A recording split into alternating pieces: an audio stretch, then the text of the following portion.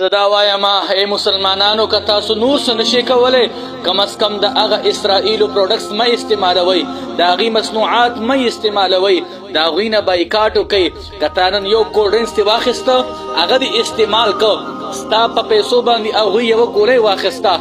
او د هغه ګولۍ باندې هغه فلسطین مسلمانان مظلومانان شهیدان کیږي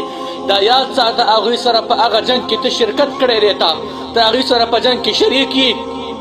کم از کم چې د الله په میدان کې خو مونږ داسې ولاړ نه یو که نه چې شرمنده چې الله هغه فلسطین ماشومانان لګیا وي او د الله په میدان کې راته ووایي چې ای ظالمانو تاسو خو مسلمانان وي تاسو د هغوی بایکاټ ولې نشو کولی تاسو که مونږ ته د جهاد دپاره راتلی نه شوئ نو تاسو خو به کم از کم دومره کړي که نه چې د هغوی مصنوعات به مو نه استعمالول نن به په مونږ باندې ګولۍ نه ورېږي مونږ به د هغه خلکو د لاسه شهیدان کېدو نه زما دا پیغام څومره تاسو میډیا والا راغلي ولاړې زما دا پیغام ورسوئ دنیا خلکو ته ورسوئ او د دغه څیزونو نه بایکاټ وکړئ ووایئ چې انشاءالله تعالی د نن نه پس به مونږ دا څیزونه نالو څوک په ناړې لاس اوچت کړي ټول مسلمانان په ذوق